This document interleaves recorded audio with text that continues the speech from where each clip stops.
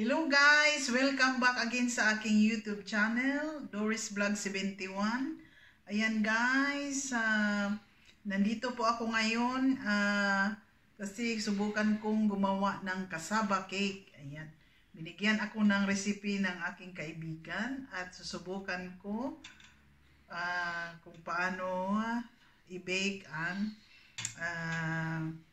cassava cake. Ayan, meron na po ako ditong binalatan ko na po guys ang cassava. Ayan.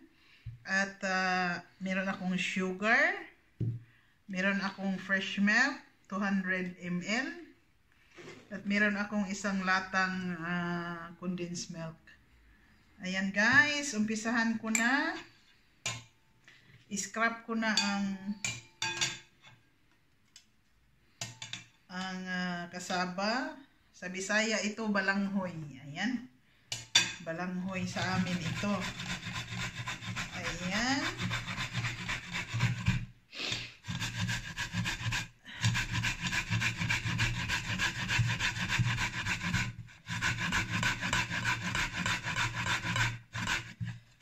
Ayan. Mahirap lang guys gumawa ng pero okay lang. Subukan kong gumawa nito. Kasi gusto ko talaga kain ng cassava cake.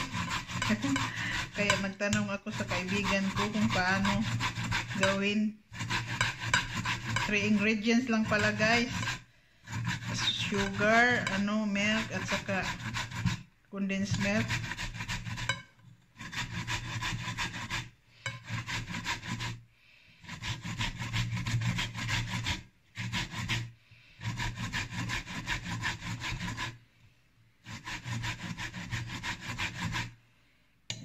Bilis lang. Meron na ang bilis.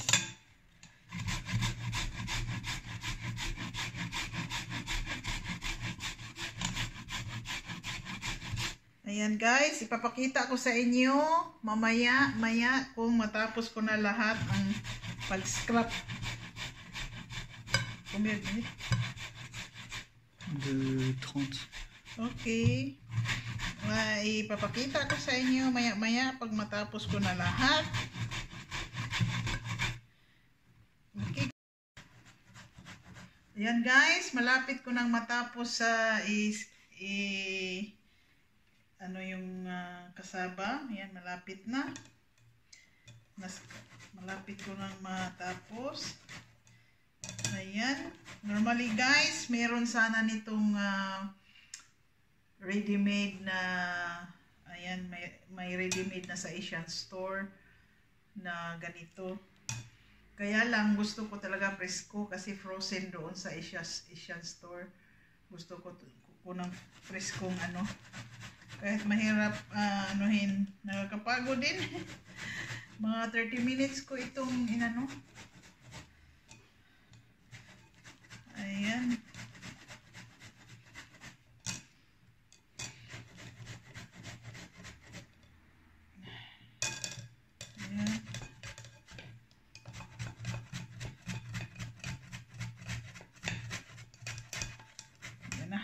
Tama na. Ayan, itapon ko ito. Tapos, tatanggalin ko guys yung excess liquid. Ayan guys, tatanggalin ko yung excess liquid niya.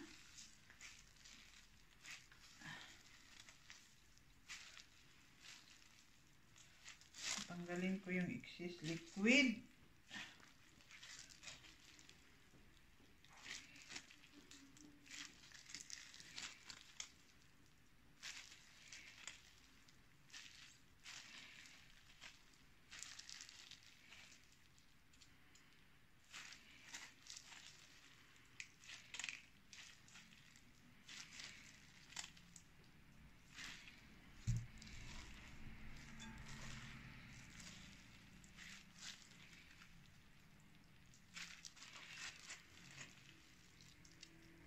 Ayan, ang daming liquid, no?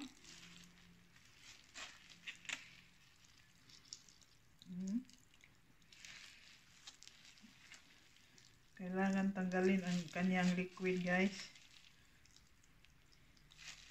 Ayan.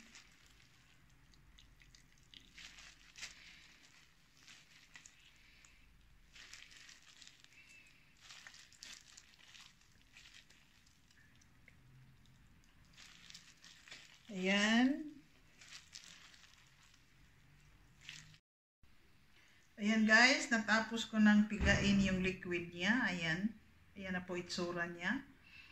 At ilalagay ko siya dito guys para ilagay ko na ang mga ingredients.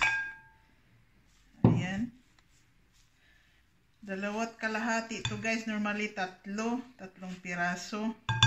Kaya lang, ano siya, yung sira ba ang kalahati. Kaya 2.5 na ano lang to, kasaba. Ayan, ilagay ko na ang sugar. Dahan-dahan lang paglagay.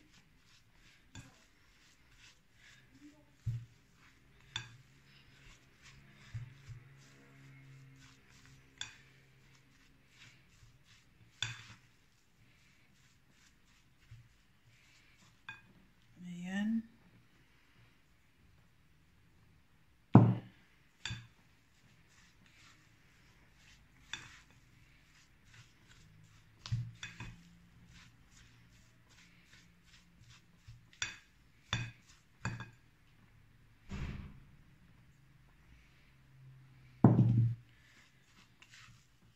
Ayan. Tapos isunod ko ang full cream milk, fresh milk.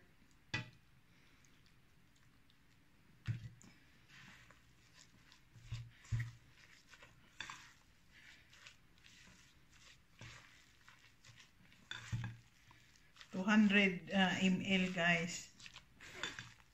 200 ml. No. Ayan.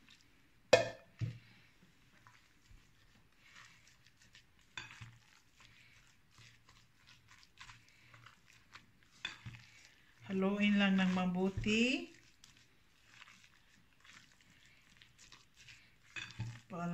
Para mag-melt yung sugar.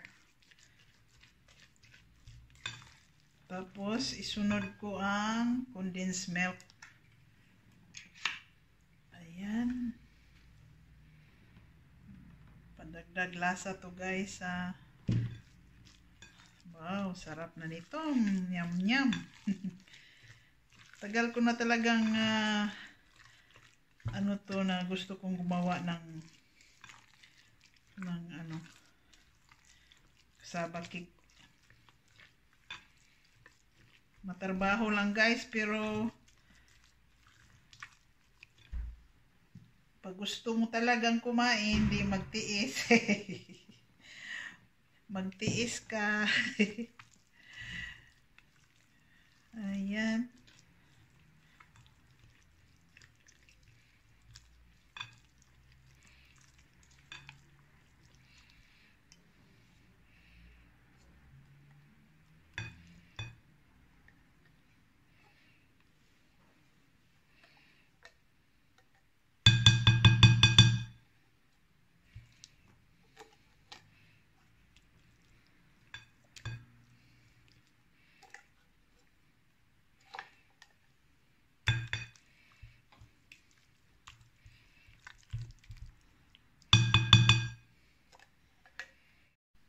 Ayan guys, natapos ko na ihalo ang lahat ng mga ingredients. Lagyan ko pa pala siya ng vanilla extract para mabango. Bango. Ayan, konti lang guys. Ayan, para mabango siya. At dito, pahiran ko ng kunting vegetal oil ang gagamitin ko guys. Para hindi siya dumikit.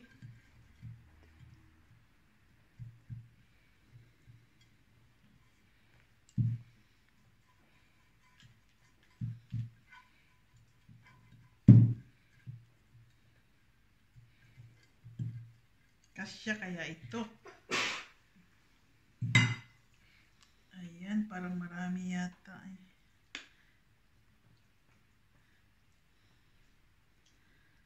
Kasya lang yata eh. Ayan, kasya lang.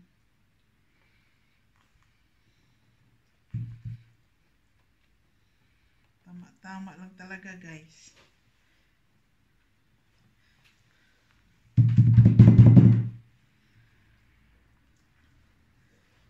Ayan. Tapos ibibake ko siya guys ng 175 degrees. 40 to 45 minutes ang pagluto. Ayan. Tapos pag malapit na siya maluto guys, tatanggalin ko siya sa oven. Tapos lagyan ko siya ng topping sa ibabaw, cheese. Lagyan ko siya ng cheese. Tapos ibalik ko na naman siya guys sa oven para maluto yung cheese sa yung pinaka-toppings niya. Ayan.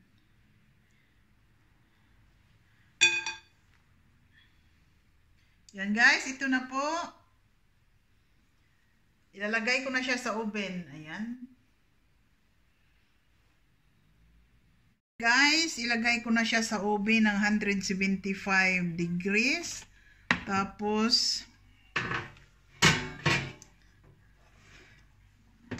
40 to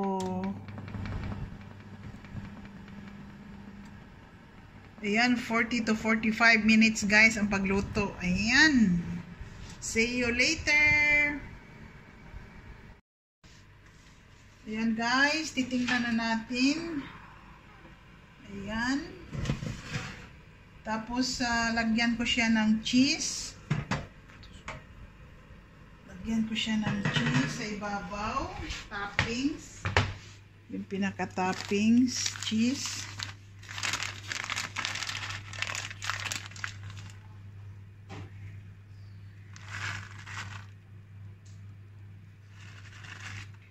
Lagyan siya para may topping sa ibabaw.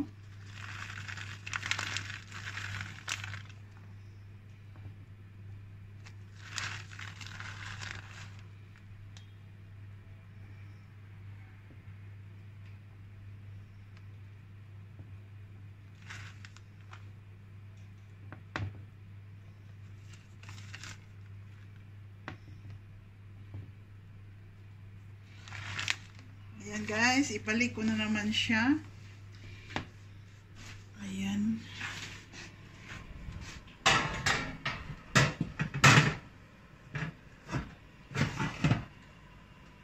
Ayan. Ayan guys, see you later. Tikiman na mamaya. Ayan guys, ito na po ang aking kasaba cake. Titikman ko. Ayan, nag-brown siya guys. Ayan.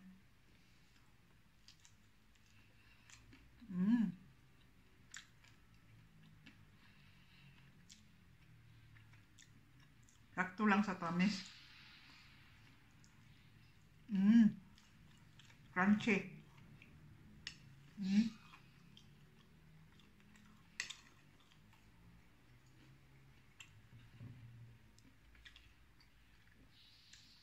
Ayan guys, sinubukan. First time ko pang gumawa ng kasaba cake. Ayan, pero masarap siya. Ayan.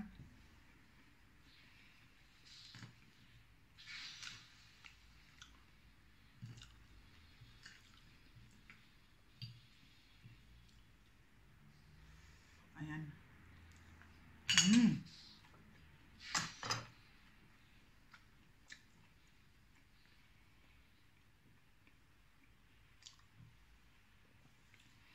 Ayan guys, maraming salamat po. Ayan, first time ko pang gumawa. Ayan, salamat sa inyong walang sawang support sa aking YouTube channel. Maraming salamat. Thank you for watching. Bye-bye.